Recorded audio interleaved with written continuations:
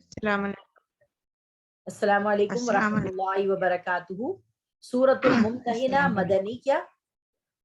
سورۃ الممتحنہ 60 نمبر کی سورت ہے، مدینے میں نازل ہوئی ہے۔ اس کی 13 آیات ہیں اور 2 رکوع ہیں۔ بسم اللہ الرحمن الرحیم۔ یا ایھا الذین آمنوا لا تتخذوا عدوی وعدوکم اولیاء تلقون الیہم بالمودۃ وقد کفروا بما جاءکم من الحق یخرجون الرسول وإیاکم ان تؤمنوا باللہ ربکم ان کنتم خرجتم جہادا فی سبیلی وابتغاء مرضاتی تسرون الیہم بالمودۃ۔ صدق اللہ العظیم۔ رب اشرح لی صدری ویسر لی امری واحلل عقدۃ من لسانی یفقہوا قولی رب زدنی علما رب زدنی علما رب زدنی علما رب انی لما انزلت الی من خیر فقیر رب انی لما انزلت الی من خیر فقیر رب هب لی حکما والحقنی بالصالحین واجعل لی لسان صدق فی الآخرین آمین یا رب العالمین۔ سورۃ الممتحنہ جو ہے، یا ایھا الذین آمنوا لا تتخذوا عدوی وعدوکم اولیاء تلقون الیہم بالمودۃ، مومنو میرے اور اپنے دشمن کو اپنا دوست نہ بناؤ کہ ان سے دوستی کا اظہار کرنے لگو، حالانکہ وہ تمہارے پاس جو دین حق آ چکا ہے اس کا انکار کرتے ہیں، وہ رسول کو اور تم کو محض اس بنا پر کہ تم اپنے رب پر ایمان لے آئے ہو شہر بدر کر چکے ہیں۔ اگر تم اپنے گھروں سے میرے رستے میں جہاد کرنے کے لیے نکلے ہو اور میری خوشنودی حاصل کرنے کے لیے تم چپکے ان سے دوستی کی باتیں کرتے ہو، حالانکہ میں خوب جانتا ہوں جو باتیں چھپا کر کرتے ہو یا ظاہر کر کے کرتے ہو، تو جو تم میں سے ایسا کرے گا وہ سیدھے رستے سے بھٹک جائے گا۔ یہاں پر دیکھیے کہ اللہ تبارک و تعالی جو ہے وہ ہمیں ایک بات سکھا رہا ہے کہ جن سے اللہ تبارک و تعالی نے، جنہوں نے تمہارے ساتھ دشمنی کی ہے، تم چھپکے ان سے دوستی کر رہے ہو اس لیے کیونکہ تمہارا خاندان جو ہے وہ ان کے پاس ہے، اور تم چاہ رہے ہو کہ اگر تم ان کے اوپر احسان کر کے مسلمانوں کا کوئی راز جو ہے وہ ان کو بتا دو گے تو وہ اس راز کے بدلے تمہاری فیملی کو جو ہے وہ سپورٹ کریں گے مکے میں، تو تم یہ غلط فہمی کا شکار ہو۔ تمہیں اللہ تبارک و تعالیٰ کے اوپر بھروسہ کرنا چاہیے کہ اب اگر تمہاری فیملی وہاں مکے میں ہے اور تم مدینے ہجرت کر کے آ گئے ہو تو تمہیں ضرورت نہیں ہے کسی کافر سے دوستی کرنے کی کہ تمہاری فیملی کو وہ وہاں سپورٹ کرے۔ تو یہ ایک پوری بیک گراؤنڈ سٹوری ہے اس کی، جو انشاءاللہ العزیز ہم ضرور پڑھیں گے۔ يَسْقَفُوكُمْ يَكُونُوا لَكُمْ أَعْدَاءً وَيَبْسُطُوا إِلَيْكُمْ، اگر یہ کافر تم پر قدرت پالیں تو تمہارے دشمن ہو جائیں اور ایذا کے لیے تم پر ہاتھ بھی چلائیں اور زبان بھی، اور چاہتے ہیں کہ تم کسی طرح کافر ہو جاؤ۔ قیامت کے دن نہ تمہارے رشتہ دار کام آئیں گے، نہ اولاد ہی اس روز تم سے فیصلہ کرے گا، اور اللہ خوب دیکھتا ہے اور خوب جانتا ہے۔ یہاں پر ہمیں اور آپ کو ایک بات سمجھنی چاہیے کہ ہمارے اندر یہ چیز ہوتی ہے کہ قرآن مجید میں، اس کی تو تفسیر انشاءاللہ ہم پڑھیں گے سمجھ کے رمضان میں، مگر یہاں یہ سمجھیے کہ اللہ تعالیٰ نے حضرت نوح علیہ السلام اور حضرت لوط علیہ السلام کی بیویوں کو کہا کہ وہ اچھی عورتیں نہیں تھیں۔ کیوں کہا؟ اس لیے کیونکہ وہ بدکار نہیں تھیں، انہوں نے کوئی بدکاری نہیں کی تھی۔ کیا کیا تھا انہوں نے صرف اپنے میاں کا راز جو ہے اپنی قوم کے لوگوں کے اوپر افشاں کر دیا تھا۔ لوط علیہ السلام کی بیوی نے ان کے اپنے آدمیوں کو بتا دیا تھا جو کہ ہمارے گھر میں 2 خوبصورت لڑکے آئے ہیں مہمان، تو آ جاؤ، ٹھیک ہے۔ یہ جو انہوں نے ایک سیکرٹ اپنے میاں کے گھر کی آؤٹ کی تھی، اس کی وجہ سے اللہ تبارک و تعالیٰ نے جب لوط علیہ السلام کی قوم پر عذاب بھیجا تو کیا کہا کہ تمہاری بیوی پیچھے رہنے والوں میں سے ہو جائے گی اور پیچھے مڑ کے مت دیکھنا، ٹھیک ہے۔ تو یہاں پر اللہ تبارک و تعالیٰ آپ کو بتا رہے ہیں کہ یہ جو تم دوستی کرتے ہو ایسے لوگوں سے جن سے ہماری اللہ کی اور اس کے رسول کے ساتھ دشمنی ہے، اور جنہوں نے تو نکالا ہے تم لوگوں کو مکے سے ذلیل کر کے، تم اب انہی کے ساتھ اچھا بننے کی کوشش کر رہے ہو کہ تمہارے لیے وہ کوئی فائدے مند ہوں گے؟ نہیں ہوں گے، وہ ان کو موقع ملے گا تو وہ تمہاری گردنیں اڑا دیں گے. ٹھیک ہے، تو ہمیں بھی یہ بات سمجھنی چاہیے کہ اگر کسی کی دشمنی ہمارے گھر والوں کے ساتھ ہے یا کوئی بگاڑ ہمارے گھر والوں کے ساتھ ہے اور ہم ان سے دوستیاں بنائیں گے تو وہ ضرور ہمیں ایکسپلوئٹ کر دیں گے. ٹھیک ہے، اگر اللہ کے رسول کے لیے کوئی جھگڑا ہے تو. اگر فیملی کے اندر اس طرح کی چیز ہے تو پھر جو ہے وہ آپ کے ساتھ اس کی گارنٹی نہیں ہوتی. اسی طریقے سے یہاں پر ایک بات ہمیں اور سمجھ لینی چاہیے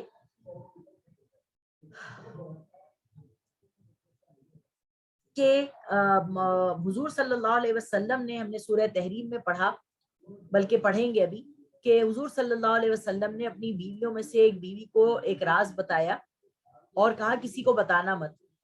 ان بیوی صاحبہ نے اپنی دوسری سہیلی، اپنی حضور کی دوسری بیوی تک بات پہنچا دی، یہاں تک کہ وہ بات ان صحابیہ تک پہنچ گئی جن کے پاس جو ہے نا، ان صحابیہ تک پہنچ گئی جن کے پاس تک یہ بات پہنچنی نہیں چاہیے تھی، اور حضور صلی اللہ علیہ وسلم نے آ کے وہ بات جتلا دی. جب وہ بات جتلا دی حضور صلی اللہ علیہ وسلم نے، تو انہوں نے کہا آپ کو کس نے بتایا؟ تو انہوں نے کہا مجھے اللہ نے بتا دیا جس نے ساری جہان کی باتیں مجھے تک پہنچا دی. تو کیا ہے کہ راز رکھنا بھی ایک امانت ہوتی ہے جس کے بارے میں اللہ تبارک و تعالیٰ کہہ رہے ہیں کہ اس امانت میں خیانت کرنا بہت بڑا جرم ہے. ٹھیک ہے، تمہارے لیے ابراہیم اور ان کے ساتھیوں میں اچھا نمونہ ہے جبکہ انہوں نے اپنی قوم سے کہا کہ ہم تم سے اور ان بتوں سے جن کی تم اللہ کے سوا پوجا کرتے ہو بے تعلق ہیں، اور تمہارے معبود سے بھی قائل.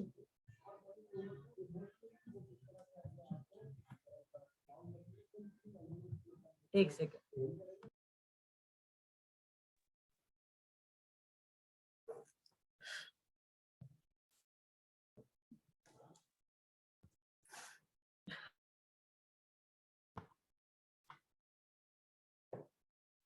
سورۃ الممتحنہ کی مضامین کا تجزیہ کچھ اس طرح سے ہے، آیت نمبر 1 سے 9 اور پھر 13. اہل ایمان کی کفار کے ساتھ محبت اور دوستی کی مذمت کی گئی ہے ان آیات میں. جو آیات اس وقت ہم پڑھ رہے ہیں، اہل ایمان کو کفار سے محبت اور دوستی اور ان سے امید نہیں رکھنی چاہیے کہ وہ ہماری مدد کریں گے. انہیں جب موقع ملے گا وہ ہمارے اوپر دشمنی کا ہاتھ بڑھا دیں گے. ہمارے ساتھ جو ہے وہ کبھی بھی مخلص نہیں ہو سکتا وہ شخص جو اللہ کے رسول کا دشمن ہو. یہ ہمیں بات جو ہے وہ اچھی طریقے سے سمجھ لینی چاہیے.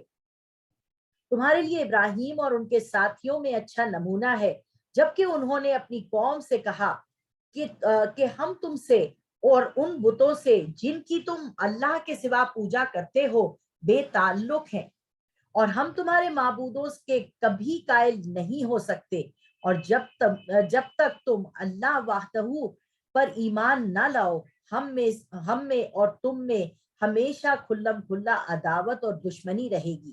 البتہ ابراہیم نے اپنے باپ سے یہ ضرور کہا کہ میں آپ کے لیے مغفرت مانگوں گا، میں اللہ کے سامنے آپ کے بارے میں کوئی اختیار نہیں رکھتا.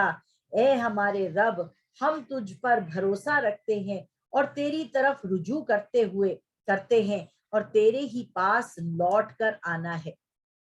یہاں دیکھیے اللہ تبارک و تعالی بتا رہے ہیں کہ کافروں کے ساتھ دوستی نہیں کرنی ہے، جو اللہ کے رسول کے دشمن ہیں ان کے ساتھ دوستی نہیں کرنی. یہاں اللہ تعالیٰ حضرت ابراہیم علیہ السلام کا ذکر کر رہے ہیں اور بتا رہے ہیں کہ ابراہیم علیہ السلام نے اپنے باپ سے کہا تھا، کیونکہ یہاں پہ دوستی اور دشمنی کا جو معیار ہے نا وہ یہاں پر بتایا جا رہا ہے کہ انہوں نے اپنے باپ سے کہا کہ ابا میں آپ کے بتوں کی پوجا نہیں کر سکتا ہوں، میں ان معبودوں کے کبھی قائل تھا ہی نہیں، ہم خود ہی انہیں بناتے ہیں، خود ہی ان کو پوجتے ہیں، خود ہی ہم یہ ساری چیزیں کرتے ہیں، تو میں یہ چیزیں نہیں کر سکتا. تو حضرت ابراہیم علیہ السلام کو تو آگ میں ڈال دیا گیا، ہم نے پڑھا ہے پہلے، اور ہاں آگ گلو گلزار ہو گئی.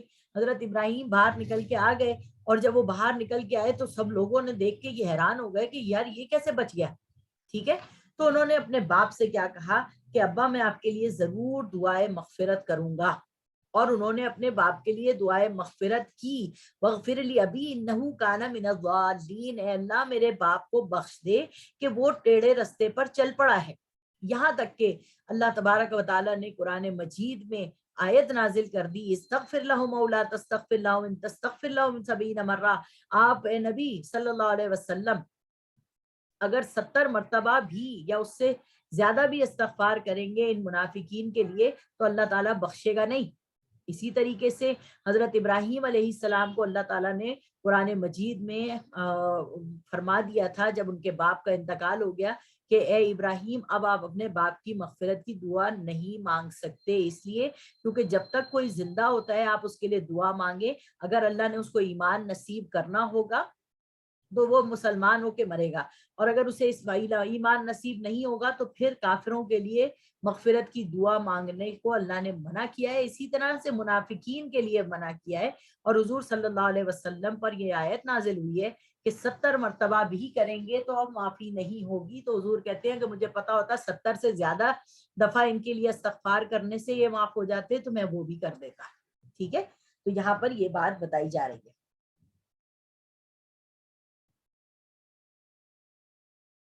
ربنا لا تجعلنا فتنة للذین کفروا واغفر لنا ربنا انک انت العزیز الحکیم، دعا آ گئی، اے ہمارے رب تو ہم کو کافروں کے ساتھ کافروں کے ہاتھ سے عذاب نہ دلانا، اے ہمارے رب تو ہمیں معاف فرما، بلا شبہ تو بڑا زبردست حکمت والا ہے۔ یہ بھی بڑی خوبصورت دعا ہے۔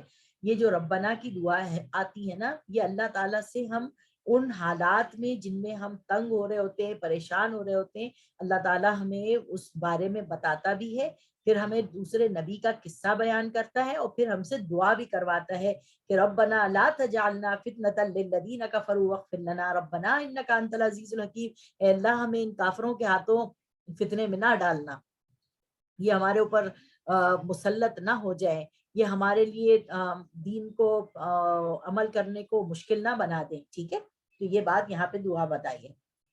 آیت نمبر 6، لَقَدْ كَانَ لَكُمْ فِيهِمْ أُسْوَةٌ حَسَنَةٌ لِمَنْ كَانَ يَرْجُو اللَّهَ وَالْيَوْمَ الْآخِرَ وَمَنْ يَتَوَلَّ فَإِنَّ اللَّهَ هُوَ الْغَنِيُّ الْحَمِيدُ، بے شک تمہارے لیے ان لوگوں میں ایک عمدہ نمونہ ہے، یعنی اس شخص کے لیے جو اللہ کے سامنے جانے اور یوم آخرت پر عقیدہ رکھتا ہے اور روگردانی کرے گا تو اللہ بے نیاز اور حمد و ثنا کا سزاوار ہے۔ یعنی اللہ تعالیٰ فرما رہے ہیں تمہارے لیے حضور صلی اللہ علیہ وسلم کی زندگی ایک بہت خوبصورت نمونہ ہے، تم اللہ کے رسول کی زندگی کو دیکھو، تم آخرت کے اوپر ایمان لاؤ، اور جو لوگ روگردانی کریں گے تو اللہ تعالیٰ بہت بے نیاز ہے، اللہ تعالیٰ کے خزانے میں نہ تو کوئی کمی ہوتی ہے اور نہ کوئی زیادتی ہوتی ہے۔ آیت نمبر 7، عجب نہیں کہ اللہ ان میں اور ان میں جن سے تم دشمنی رکھتے ہو دوستی پیدا کر دے، اور اللہ بڑی قدرت والا ہے اور اللہ بڑا بخشنے والا ہے۔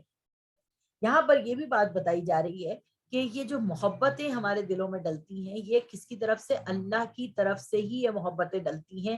اللہ تعالیٰ فرما رہے ہیں یہ بھی میں کر سکتا ہوں کہ جو لوگ اللہ کے تمہارے دشمن ہیں وہ دشمن بھی کسی دن محبت کرنے لگے تم سے۔ آپ کو پتا ہے خالد بن ولید کتنے سالوں بعد مسلمان ہوئے، ابو سفیان جو مسلمانوں کا دشمن تھا وہ بھی مسلمان ہو گیا، ہندا جس نے کلیجہ چبایا حضرت حمزہ کا وہ بھی مسلمان ہو گئی۔ کتنے کافر جنہوں نے مسلمانوں کو بہت تکلیف دی، اللہ تعالیٰ نے ان کو ایمان بھی نصیب کر دیا۔ تو اللہ تعالیٰ فرما رہا ہے کہ جن سے تم دشمنی رکھتے ہو اللہ تعالیٰ ان سے تمہاری دوستی بھی کروا سکتا ہے۔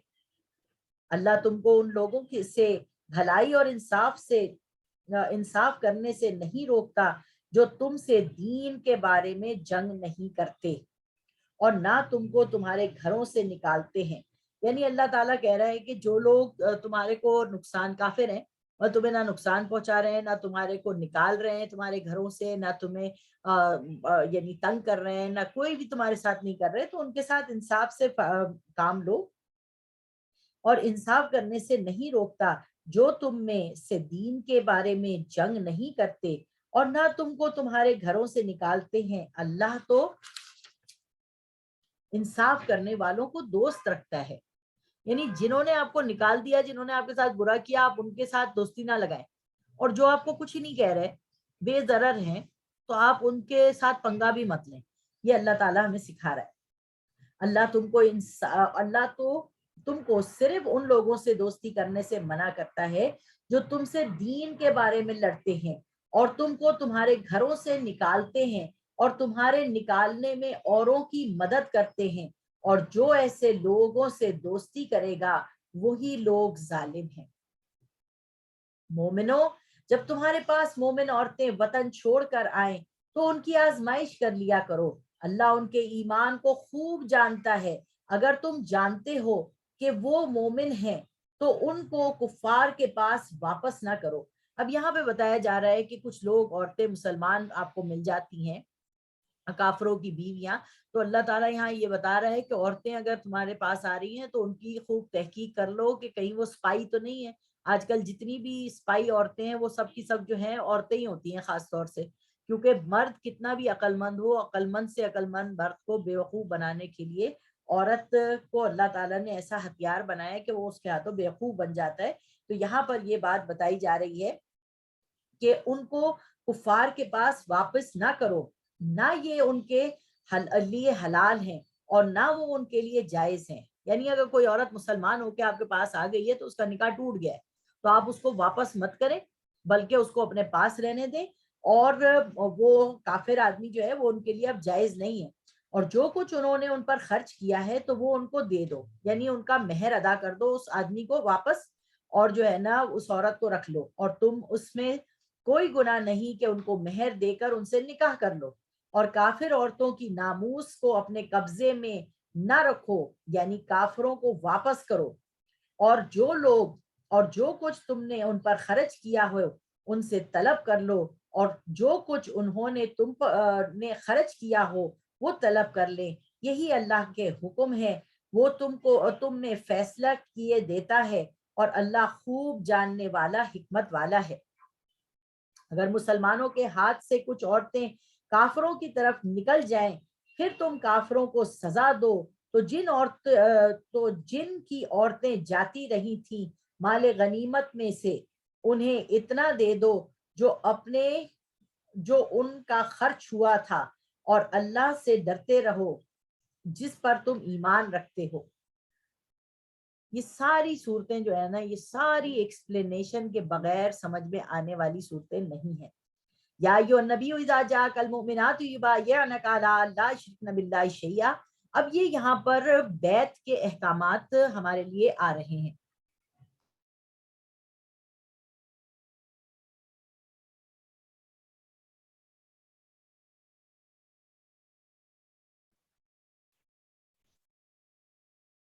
یہ عورتوں کی بیعت کے بارے میں بتایا جا رہا ہے کہ جب عورتیں حضور صلی اللہ علیہ وسلم سے بیعت کرتی تھیں تو وہ کن الفاظ سے کرتی تھیں.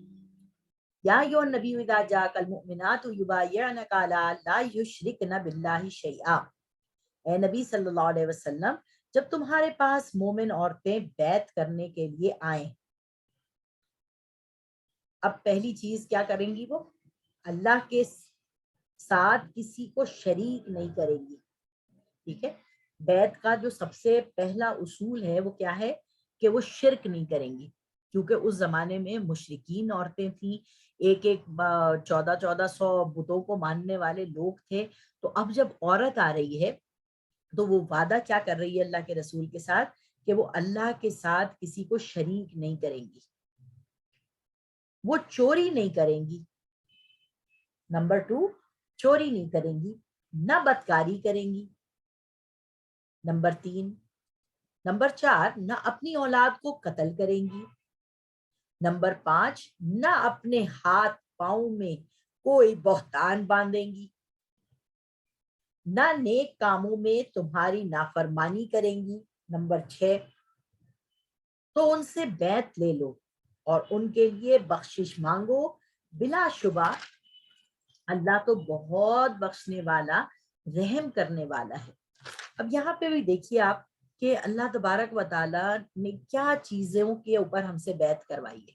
یہ میں اور آپ ہم بیعت کیے ہوئے ہیں قرآن مجید کے ساتھ. قرآن مجید کے ساتھ بیعت کرنا کیا ہے؟ اللہ کے رسول کے ساتھ بیعت کرنا. اللہ کے رسول کے ساتھ بیعت کرنا کیا ہے؟ اللہ کے ساتھ وعدہ کرنا. اور ایک عورت کو اللہ تبارک و تعالیٰ کیا چیز سکھا رہا ہے؟ جب یہ بیعت ہندا سے لی گئی اور حضرت عمر فاروق رضی اللہ تعالیٰ عنہ بیعت لے رہے تھے، تو جب حضور صلی اللہ علیہ حضرت عمر نے یہ آیت پڑھ کے سنائی کہ الا لا یشرکن باللہ شیئا، کہ تم عورتیں کسی اللہ کے سوا کسی کا اللہ کو کسی کا شریک نہیں بناؤ گی، اللہ کا شریک کسی کو نہیں بناؤ گے. تو ہندا کہنے لگی اگر اللہ کا کوئی شریک ہوتا تو وہ ہمیں بچا نہ لیتا. یعنی آج ہمیں پتہ چل گیا کہ اللہ کے علاوہ کوئی بھی ہمیں بچا نہیں سکتا. جب کہا کہ وہ چوری نہیں کریں گی تو ہندا کہتی ہے شریف عورتیں چوری نہیں کرتی،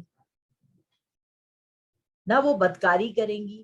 انہوں نے کہا پاک باز عورتیں بدکاریاں نہیں کرتی، نہ اپنی اولاد کو قتل کریں گی، یعنی مسکیریجز نہیں کروائیں گی. اس پہ وہ کہنے لگی ہاں ہم اپنی اولادوں کو بڑا کر دیں گے اور مسلمان جو ہیں وہ کافروں کے بچوں کو مار دیں گے.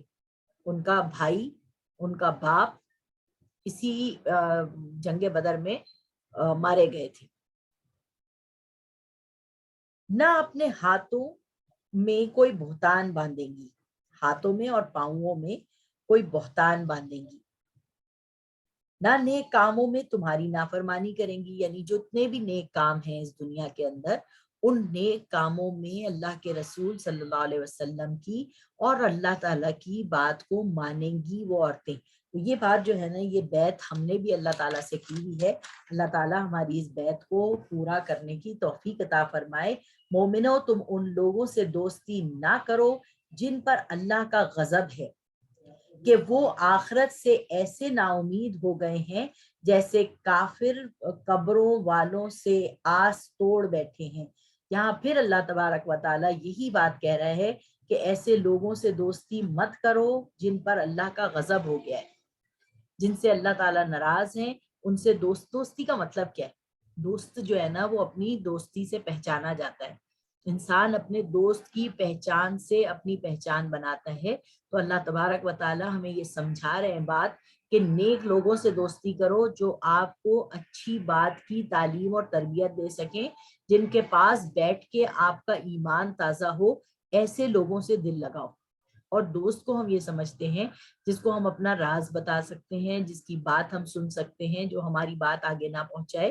تو اللہ تبارک و تعالی ہمیں یہاں پر یہی بات بتا رہے ہیں کہ لوگ جو اللہ کے نافرمان ہیں وہ ہم سے، اللہ سے ایسے نا امید ہیں جیسے انسان قبر والوں سے نا امید ہو جاتا ہے. تو اللہ تعالی ہماری حفاظت فرمائے. آخر دعوانا ان الحمد للہ رب العالمین.